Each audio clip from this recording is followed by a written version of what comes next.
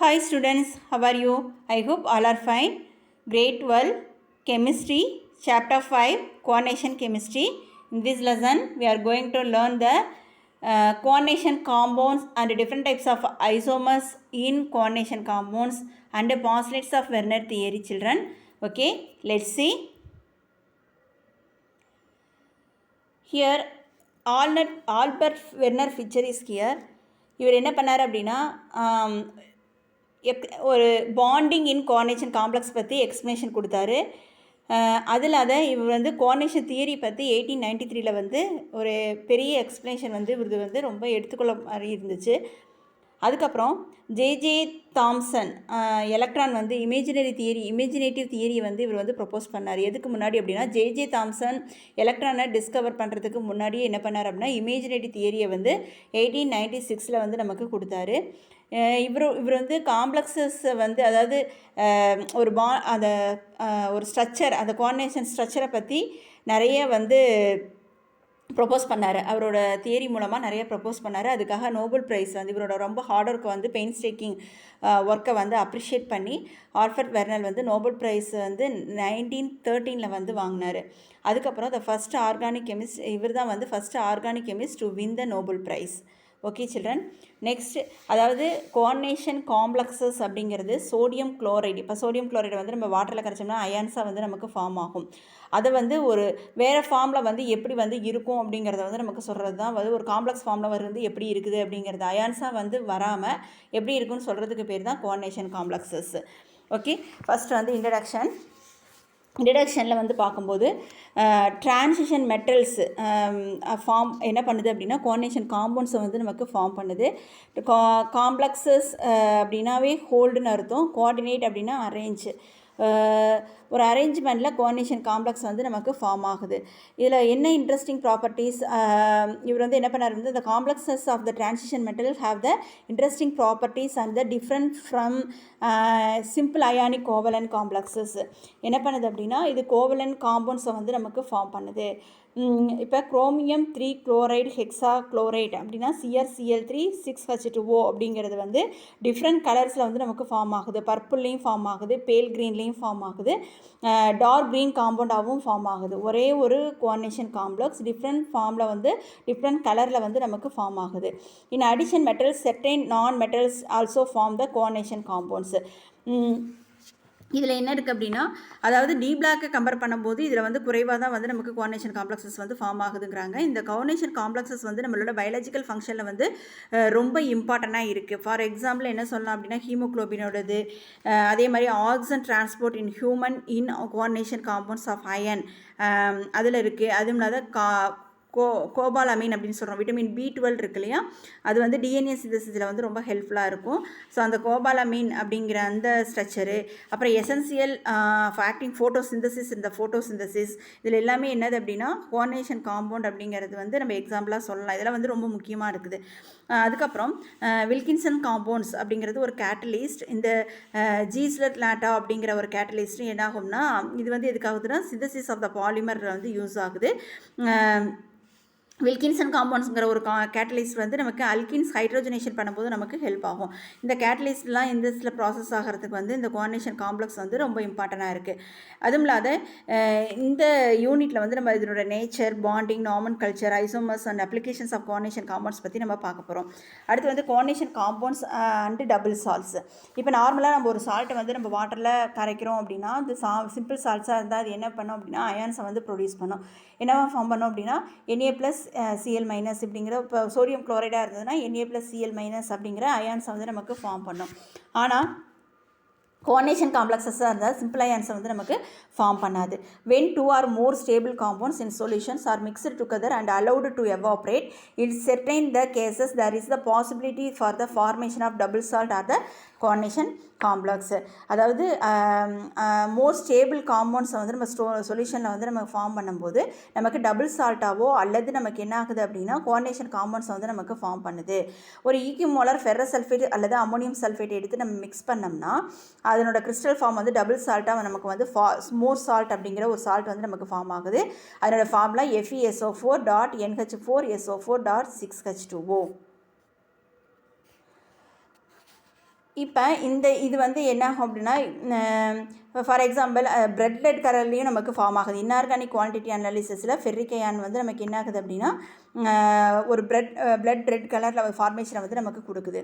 இதே வந்து ferric குளோரைடும் potassium thiocyanate solution வந்து என்ன பண்ணுது அப்படின்னா, ஃபார்ம் பண்ணும்போது நமக்கு பொட்டாசியம் ஃபெர்ரோ தயோசைனேட் அப்படிங்கிற ஒரு கோஆர்டினேஷன் காம்ப்ளெக்ஸ் வந்து நமக்கு ஃபார்ம் பண்ணி கொடுக்குது.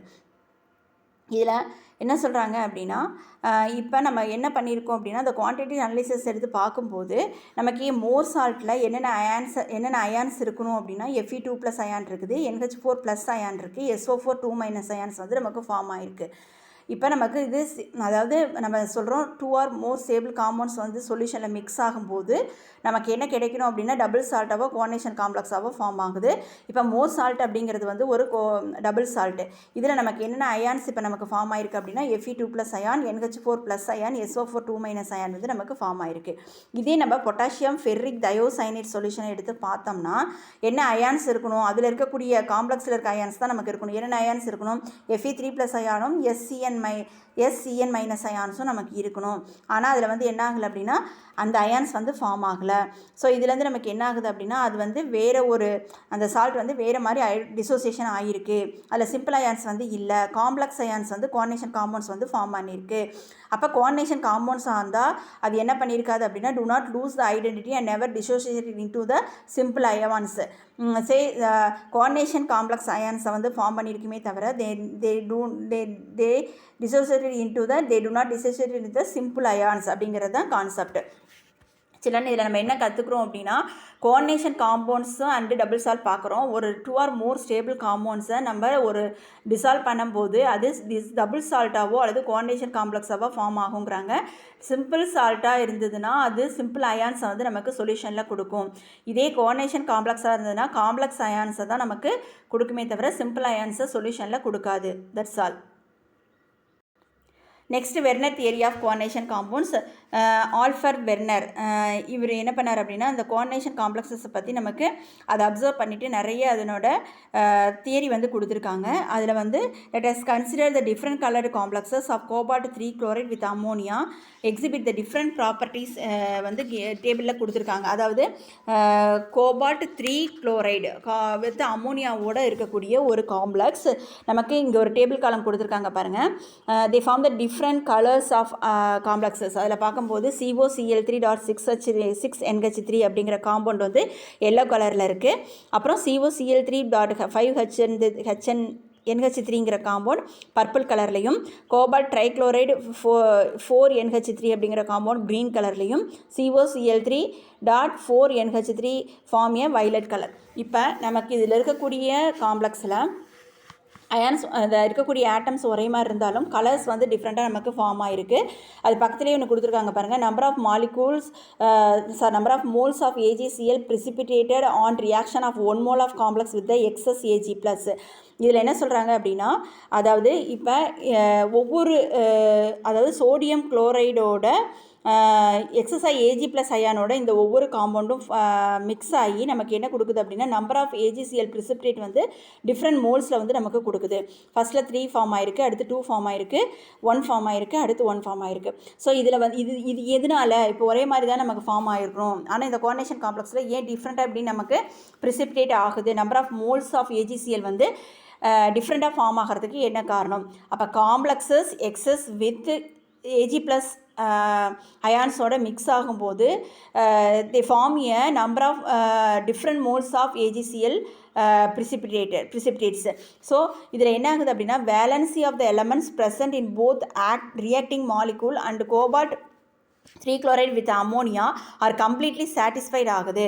ஸோ அப்போ அந்த வேலன்சிஸ் வந்து கம்ப்ளீட்டாக சாட்டிஸ்ஃபைட் ஆகுது.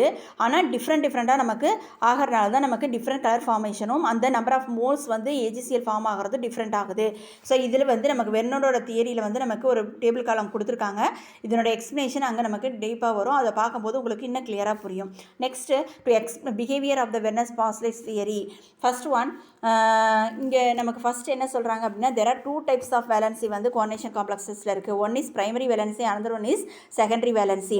ஸோ போத் அந்த எலமெண்ட் வந்து ரெண்டு வேலன்சியுமே என்ன பண்ணுது அப்படின்னா satisfy the both valencies. So modern டெர்மினாலஜிக்கலாக என்ன சொல்கிறாங்க அப்படின்னா primary valency அப்படிங்கிறது oxidation state of the metal atom, secondary valency is the coordination number of the metal atom. Okay, so இப்போ ஃபார் எக்ஸாம்பிள் CH3Cl3.6NH3ங்கிறது ஒரு டேபிள் காலம் ஃபஸ்ட் கொடுத்துருக்காங்களா காம்ப்ளெக்ஸில். ஸோ இதில் Cl3யில் இருக்கக்கூடிய 3 வந்து ஆக்சிடேஷன் ஸ்டேட்டையும் 6NH3யில் இருக்கக்கூடிய 6 வந்து நமக்கு என்ன கொடுக்குது அப்படின்னா செகண்டரி வேலன்சி. ஃபஸ்ட்டு Cl3வில் இருக்க 3 வந்து primary valency, that is oxidation state. 6NH3யில் இருக்கக்கூடிய 6 வந்து என்ன சொல்லுது அப்படின்னா they satisfied the secondary valency of the metal.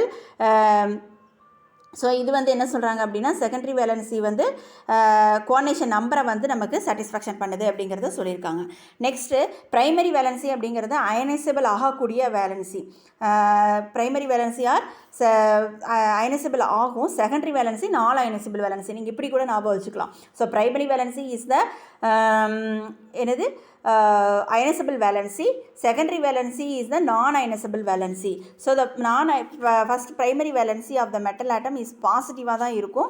most of the casesல 0 in the certain cases, சில சமயத்தில் ஜீரோவாகவும் இருக்கலாம். பட் ஆல்சோ அது என்ன பண்ணும், பாசிட்டிவ் அயான் வந்து என்ன பண்ணும் அப்படின்னா நெகட்டிவ் அயான் தான் சாட்டிஸ்ஃபேக்ஸ் பண்ணும். Primary valency satisfy the maximum positive அயானாக இருக்கும், சில சமயத்தில் தான் ஜீரோவாக இருக்கும்.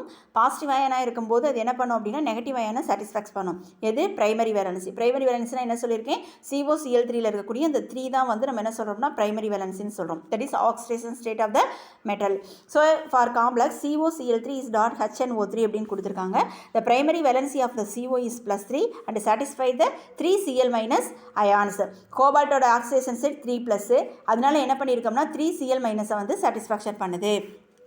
Next one, secondary valency, that is the non-ionizable valency. It is satisfied the negative ions and the neutral molecules positive ions. மூணுமே நமக்கு satisfaction பண்ணுது. negative ionsையும் பண்ணுது, neutral moleculesையும் பண்ணுது, positive ionsையும் பண்ணுது. ஸோ இப்போ இதில் வந்து secondary valency of the cobalt வந்து 6, அதாவது 6ங்கிறது தான் secondary valency. 6NH3ன்னு போட்டிருக்கும். 6 neutral ammonia molecules வந்து இதில் satisfaction பண்ணியிருக்கு.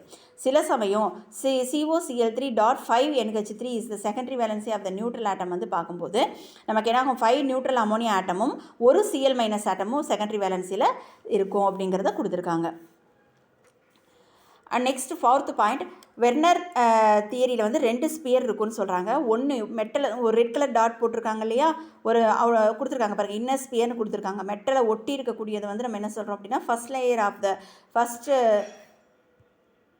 So next point, according to the Werner, there are the 2 spheres of attraction around the metal atom or ion in a complexes. The first round indicate என்ன பண்ணுறது அப்படின்னா inner sphere, that is coordination sphere. Outer sphere is called ionization sphere. The outer sphere is called ionization sphere. The groups present in the sphere are loosely bound to the central metal atom. Outer ஸ்பியரில் இருக்கக்கூடிய atoms என்ன ஆகும் அப்படின்னா அந்த groups வந்து எப்படி இருக்கும் அப்படின்னா லூஸாக பவுண்ட் ஆகிருக்கும். அதனால் இப்போ நம்ம சாலிபிள் பண்ணும்போது அவுட்டர் ஸ்பியரில் இருக்கக்கூடிய அயான்ஸ் தான் வந்து சாலிபிள் ஆகும். இன்னர் ஸ்பியரில் இருக்கக்கூடியது வந்து என்ன ஆகாது அப்படின்னா சாலிபிள் ஆகாதுன்னு சொல்கிறாங்க. அப்போ நமக்கு அவுட்டர் ஸ்பியரில் என்ன இருக்கும் அப்படின்னா அந்த ஆக்சிடேஷன் நம்பரில் இருக்கக்கூடிய அயான்ஸ் தான் இருக்கும். அதுதான் சீக்கிரமாக என்ன ஆயிரும் அப்படின்னா அயனைஸ் ஆகும். So hence to be separated into ions upon dissolving the complexes in their suitable solvent. நம்ம suitable solventல dissolve பண்ணும்போது நம்மளோட ஈஸியாக அயனைசபிள் ஆகக்கூடிய அவுட்டர் ஸ்பியரில் இருக்கக்கூடிய அயான்ஸ் தான் என்ன ஆகுது அப்படின்னா அயனைசபிள் ஆகுது. அதை தான் நம்ம அயனைசேஷன் ஸ்பியர்னு சொல்கிறோம். இன்னர் ஸ்பியரில் இருக்கிறது என்ன ஆகும் அப்படின்னா டைட்டாக பைண்டாக இருக்கும். ஸோ அது வந்து அயனைசபிள் ஆகாது. Next 5th point. ஸோ இதில் ப்ரைமரி வேலன்சி வந்து நான் டைரக்ஷனல்னு சொல்கிறோம், செகண்டரி வேலன்சி வந்து டைரக்ஷனல் வேலன்சின்னு சொல்கிறோம். So the geometry of the complexes is determined by the spatial arrangement of the groups which is satisfied by the secondary valency. So அப்போ secondary valency தான் ஒரு காம்ப்ளெக்ஸோட ஜாமெட்ரியை வந்து டிட்டர்மைன் பண்ணுது. For example metal ion have the secondary valency of 6 தான் octahedral geometry. Secondary valency of 4 means tetrahedral or square planar geometry அப்படிங்கிறத நம்ம சொல்கிறோம். இப்போ நான் முதலே சொன்னேன் காம்ப்ளெக்ஸ் அயான்ஸ் வந்து ஏஜிஸ் எ எக்ஸஸ் ஏஜி ப்ளஸ் அயான்ஸோட சேர்ந்து number of moles of AgCl வந்து டிஃப்ரெண்ட்டாக நமக்கு கொடுக்குது அப்படிங்கிறத நம்ம முன்னாடி பார்த்தோம். அதனோட எக்ஸ்ப்ளனேஷன் வந்து நான் சொன்னேன் வெர்னியர் பாஸ்லேட்ஸ் ஆஃப் தியரியில் வந்து எக்ஸ்ப்ளனேஷன் வந்து பார்க்கலாம். ஒரு டேபிள் காலமில் கொடுத்துருப்பாங்க. அந்த டேபிள் காலம் தான் இப்போ நம்ம பார்க்கக்கூடியது. இதில் பாருங்கள் complex group satisfied by the secondary valency non ionisable inner coordination ஸ்பியர்னு கொடுத்துருக்காங்க. அடுத்து number of soluble Cl- ions இந்த காம்ப்ளெக்ஸ் இந்த அவுட்டர் கோஆர்டினேஷன் ஸ்பியர். நம்ம முதலியே சொன்ன மாதிரி செகண்டரி வேலன்சியை வந்து நம்ம நான் அயனைசபிள் வேலன்சின்னு சொல்கிறோம். பிரைமரி வேலன்சி வந்து அயனைசபிள் வேலன்சி. அப்போ பிரைமரி வேலன்சியில் இருக்கக்கூடிய அவுட்டர்ஸ் கோஆர்டினேஷன் ஸ்பியரில் இருக்கக்கூடிய Cl- அயான் தான் அயனைசபிள் ஆகும். இதில் பாருங்கள் எப்படி அந்த அயான்ஸ் வந்து கொடுக்குதுங்கிறத கொடுத்துருக்காங்க. AgCl மாலிகுல் வந்து ஃபார்ம் ஆகிறது. ஸோ CO Cl3.6NH3ல செகண்டரி வேலன்சி வந்து 6, பிரைமரி வேலன்சி வந்து 3. அப்போ அந்த 3 பிரைமரி வேலன்சி தான் வந்து அயனைசபிள் ஆகும். அந்த அயனைசபிள் தான் நமக்கு என்ன ஆகும் அப்படின்னா Ag+ஓட போய் ரியாக்ட் ஆகி AgCl நமக்கு கொடுக்குது. அதனால தான் அங்கே வந்து 3 AgCl வந்து ஃபஸ்ட்டு ஃபார்ம் ஆச்சு. அடுத்து வந்து 5NH3 இருக்கக்கூடிய இதில் காம்ப்ளெக்ஸில் 5NH3யும் ஒரு Cl- அயானும் இருக்கும். அப்போ நம்ம மீதி இருக்கக்கூடிய 2 மட்டும்தான் அயனைசபிள் ஆகும் இல்லையா. 6 வந்து நமக்கு என்ன ஆகும் அப்படின்னா அந்த செகண்டரி கோஆர்டினேஷன் ஸ்பியருக்குள்ளே போயிடும். மீதி இருக்கக்கூடிய 2 Cl- அயான்ஸ் தான் Ag+ஓட ரியாக்ட் ஆகி 2 AgCl நமக்கு கொடுக்கும். அடுத்து வந்து 4ங்கும்போது 4NH3யும் 2 Cl- அதில் கோஆர்டினேட்டர் செகண்டரி இதில் போயிருக்கும். அப்போ மீதி இருக்கக்கூடிய மெட்டல் அயனோட பவுண்டாக இருக்கும். அப்போ நமக்கு மீதி இருக்கக்கூடியது வந்து ஒரு Cl- அயான், அது Ag+ஓட சேர்ந்து ஒரு AgCl கொடுக்கும். நெக்ஸ்ட்டு செகண்டும் அதே மாதிரி தான் கொடுத்துருக்காங்க இல்லையா. அதனால தான் நமக்கு என்ன ஆகுது அப்படின்னா நம்பர் ஆஃப் அயான்ஸ் AgCl வந்து நமக்கு வேரியபிள் ஆகுது. ஸோ நெக்ஸ்ட்டு வந்து இப்போ பார்க்கக்கூடிய வெர்னர் பாஸ்லேட் தியரியில் நம்ம என்ன பார்த்தோம் அப்படின்னா ஃபஸ்ட்டு வந்து பிரைமரி வேலன்சி செகண்டரி வேலன்சின்னு 2 டைப்ஸ் ஆஃப் வேலன்சி வந்து மெட்டல் ஆட்டத்தோடு இருக்கும். ஸோ இப்போ பிரைமரி வேலன்சி வந்து ஆக்சிடேஷன் ஸ்டேட்டை டிட்டர்மின் பண்ணும். செகண்டரி வேலன்சி வந்து கோஆர்டினேஷன் நம்பர். பிரைமரி வேலன்சி வந்து அயனைசபிள் வேலன்சின்னு சொல்கிறோம். அது வந்து மேக்ஸிமம் பாசிட்டிவாகவும் ஜீரோவாகவும் இருக்கும். இது என்ன சாட்டிஸ்ஃபேக்ஷன் பண்ணோம் அப்படின்னா நெகட்டிவ் அயான்ஸை வந்து சாட்டிஸ்ஃபை பண்ணோம். செகண்டரி வேலன்சி வந்து நான் அயனைசபிள் வேலன்சின்னு சொல்கிறோம். பிரைமரி வேலன்சி அதே மாதிரி நான் டைரக்ஷனல். செகண்டரி வேலன்சி தான் வந்து ஜாமெட்ரியை டிட்டர்மைன் பண்ணும் அப்படிங்கிறதையும் சொல்லியிருக்கோம். அடுத்து இன்னர் ஸ்பியரில் இருக்கக்கூடிய இதை வந்து நம்ம என்ன சொல்கிறோம்னா கோஆர்டினேஷன் ஸ்பியர்னு சொல்கிறோம். அவுட்டர் ஸ்பியரில் இருக்கிறத நம்ம என்ன சொல்கிறோம் அப்படின்னா அயனைசேஷன் ஸ்பியர்னு சொல்கிறோம். அயனைசேஷன் ஸ்பியரில் இருக்கக்கூடிய அயான்ஸ் தான் என்ன ஆகும் அப்படின்னா ப்ரிசிபிடேட்டை வந்து நமக்கு ஃபார்ம் பண்ணும். Next limitations of the Werner theory. So the number of properties of coordination compound does not explain the colour and magnetic property. இது வந்து என்ன சொல்கிறாங்க அப்படின்னா வெர்னரோட தியரி வந்து நிறைய சொல்லியிருக்காரு கோஆர்டினேஷன் ஸ்பியரில். அதாவது இது இப்போயாவது இவ்வளோ சயின்டிஃபிக் இன்வென்ஷன்ஸ்லாம் நிறைய இருக்குது, டெக்னாலஜிஸ் இம்ப்ரூவ்மெண்ட் இருக்குது. ஸோ அப்போ வந்து கோஆர்டினேஷன் ஸ்பியர் பற்றி இவர் நிறைய சொல்லியிருக்காரு. அதுலேயே சில லிமிடேஷன்ஸ் இருக்குது. Number of properties of coordination compound does not explain the colour and magnetic ப்ராப்பர்ட்டியை வந்து எக்ஸ்பிளைன் பண்ண முடியல. ஆப்டிக்கல் ப்ராப்பர்ட்டியை எக்ஸ்பிளேஷன் பண்ண முடியல. இதெல்லாம் இதனோட limitations of the Werner's theory. Okay children, this is the part 1. We will see in the part 2 children. Thank you.